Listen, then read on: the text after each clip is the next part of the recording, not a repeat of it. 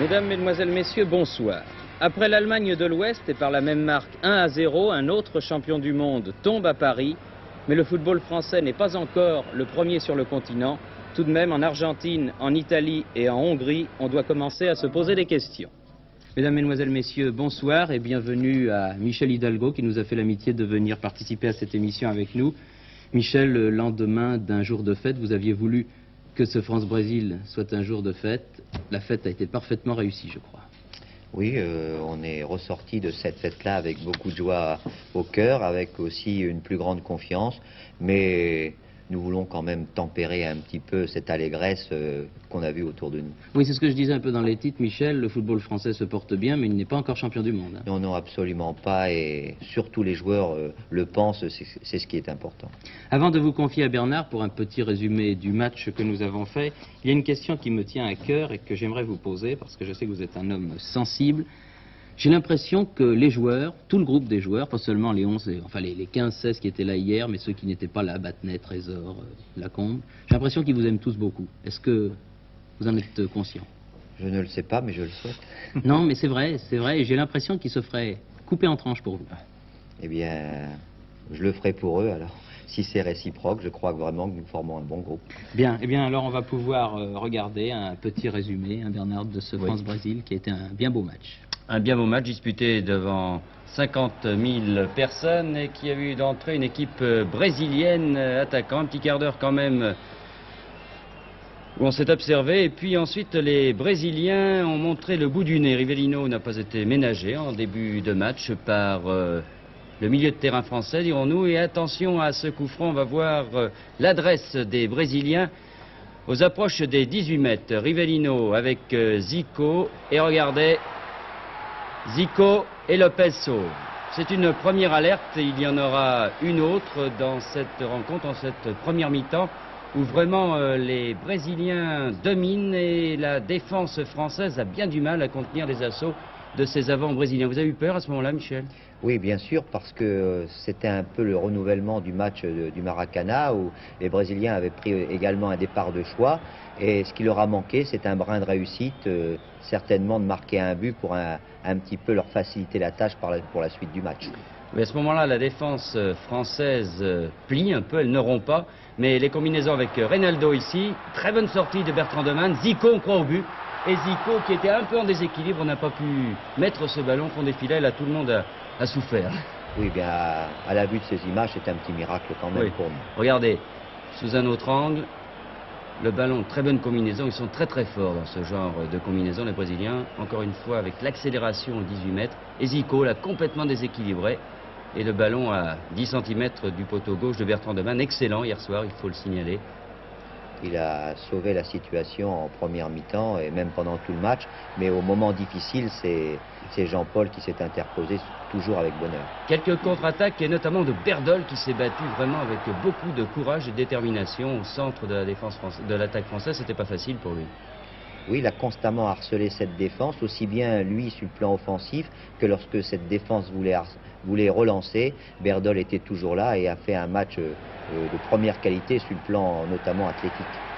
Une très bonne combinaison, la Baronchelli qui a donné à Guillou, un très bon tir de Guillou, le milieu de terrain français qui était très bon également en défense comme en attaque. On avait un peu peur face à Rivellino et à Zico pour le marquage, et finalement le demi-défensif qui était absent, finalement n'a pas manqué. Oui, on a pris un peu ce risque de ne pas trop se préoccuper du milieu adverse, c'est-à-dire de ne pas faire un système pour marquer Rivellino et Zico. Et on a voulu laisser au contraire la liberté un petit peu à notre milieu de terrain également de jouer son jeu. Le match nous a donné raison, mais en première mi-temps, on se demandait si on avait raison. Oui, regardez, ça part de tous les côtés. Encore une fois, Bertrand Demanne, là, en deux temps. Et dans les pieds de Reynaldo.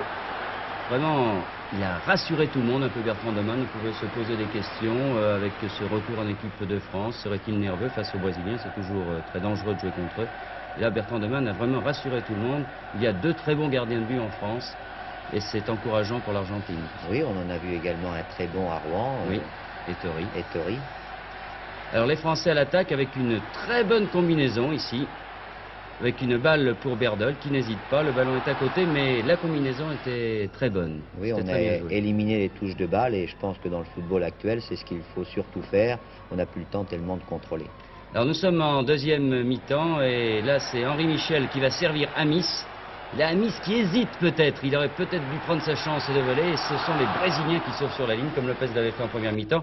Et si la première mi-temps était brésilienne, la deuxième mi-temps est française. Et finalement, à 4 minutes de la fin, les Français vont réussir à marquer ce but historique, pourrait-on dire. Bracci pour Petit, la balle déviée par Oscar et c'est Platini du pied gauche qui n'hésite pas et qui balaie à haut. Ah, il est content. Tout le monde est content, le Parc des Princes est fou de joie. Et qu'est-ce que vous avez pensé à ce moment-là? Eh bien, que l'impossible était réalisé parce qu'on l'espérait secrètement, mais on n'y croyait pas. Les Brésiliens représentent quand même un monument, même si on sait qu'ils ne sont plus invincibles. Et on avait peur surtout de leur préparation athlétique, puisqu'ils sont ensemble depuis déjà pas mal de temps. Et nous, de notre manque de fraîcheur, heureusement, au fil des minutes, c'est les Français qui semblaient retrouver la vivacité et les qualités athlétiques. C'est un drôle de petit bonhomme. Le porte-bonheur. C'est la nouvelle mascotte, hein, Michel, de votre équipe de France. Oui, bien, c'est un début en tonitruant, puisque pour la première fois, une victoire sur le Brésil, je pense que Fouti... Comment il s'appelle, ce curieux animal, là? Fouti. Eh bien, bon, longue vie à Fouti, et puis reviens-nous d'Argentine, champion du monde. Bien sûr. Alors il y avait beaucoup d'observateurs, Michel Hidalgo hier soir au Parc des Princes, tous les entraîneurs européens étaient là, Menotti, l'entraîneur d'Argentine, était là, Schoen, l'entraîneur italien, Appel également, bref, tout le monde a dû être impressionné quand même par cette équipe de France et par sa victoire sur le Brésil. Ben, je n'ai pas eu leur impression, j'en ai vu quelques-uns, mais pas eu le temps de discuter, et surtout, il y a toujours un problème de langue, mais je crois qu'ils ont vu quand même un bon match. Et ils ont vu certainement deux équipes avec des qualités différentes et surtout une mi-temps différente. On a toujours tendance à comparer les générations. Là, on va parler de l'équipe de France de 58. Alors, quand l'équipe de France de 58 était partie en Suède, personne ne lui donnait une chance. Alors, finalement, votre équipe va partir, auréolée d'une victoire sur l'Allemagne, championne du monde, auréolée d'une victoire sur le Brésil. Et ce sera le grand outsider. Ça vous fait pas un peu peur, ça? Parce que finalement, si vous ne vous qualifiez pas pour le deuxième tour, les gens vont être déçus. Et pourtant, c'est un groupe difficile. Oui, c'est un peu notre crainte parce qu'on fait des comparaisons trop faciles. Nous battons l'Allemagne, nous battons le Brésil, nous faisons de bons résultats au Brésil, en Argentine, en Italie. Et tout de suite, on nous donne des visées certainement trop hautes pour la Coupe du Monde. Je crois qu'il faut redescendre d'un cran, il faut redescendre sur terre. On va partir avec de l'espoir, on va partir avec une certaine confiance.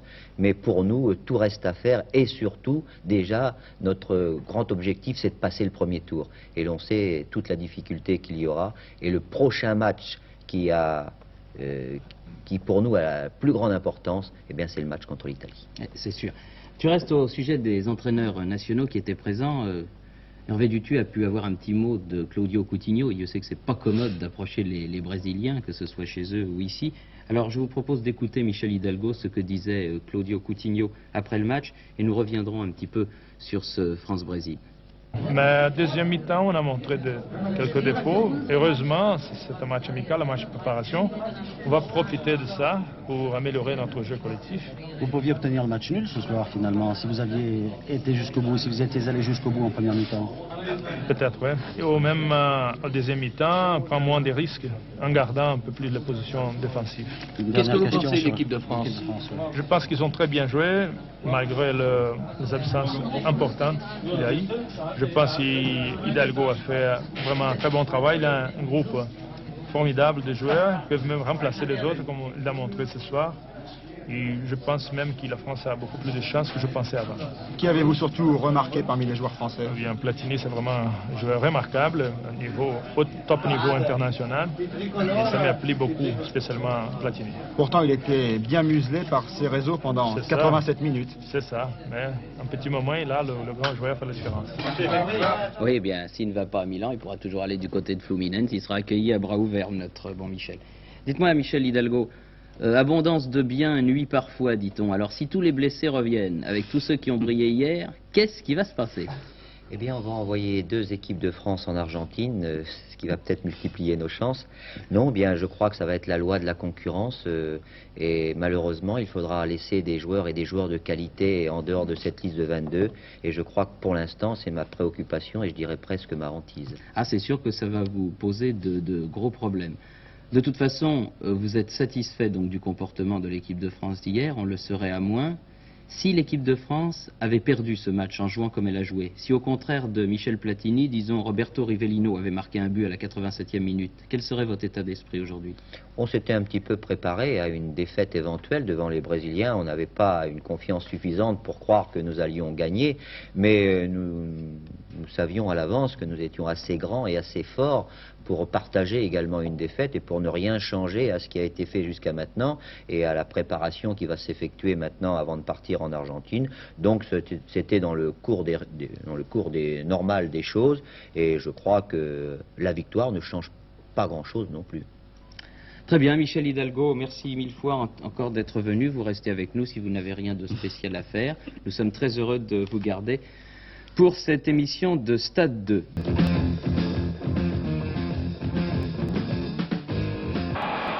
Cologne contre Eintracht de Francfort. Cologne est en blanc et leader du championnat d'Allemagne et sur son terrain va se faire battre par un but de Hosenbein, ce qui va profiter à Mönchengladbach, les deux formations étant à égalité dans ce championnat d'Allemagne. Le but de Hosenbein. Aston Villa contre Liverpool. Liverpool est en blanc et c'est Dalglish qui ouvre la marque. 1-0 pour Liverpool en très grande forme avant son match retour contre Mönchengladbach en Coupe d'Europe. Et ici un but de Dalglish, regardez bien, hop, une talonnade, 2-0. Et il est content, il a raison. Et un troisième but, une petite merveille technique de Kennedy. Voilà. 3-0 pour Liverpool, il est bien content lui. Et Clement suit, a beaucoup de réussite, la preuve. Et finalement Liverpool gagne 3-0. Arsenal en rouge contre Manchester United. Et un premier but pour Arsenal signé McDonald. L'égalisation va venir par Jordan. Un but partout. Il manque quelques danses, bon Jordan. Et c'est Reidy qui va donner l'avantage à Arsenal grâce à une très belle reprise de vol. 2-1. Et un troisième but signé encore par McDonald, un but typiquement britannique. Voilà, et voilà 3-1 pour Arsenal.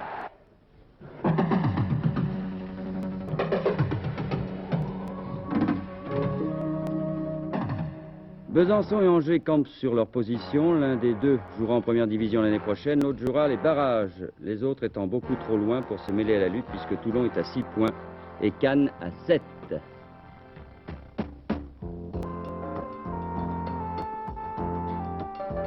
Lille et Paris Football Club continuent. Le Red Star a perdu un point précieux à Caen. Dunkerque également a été battu.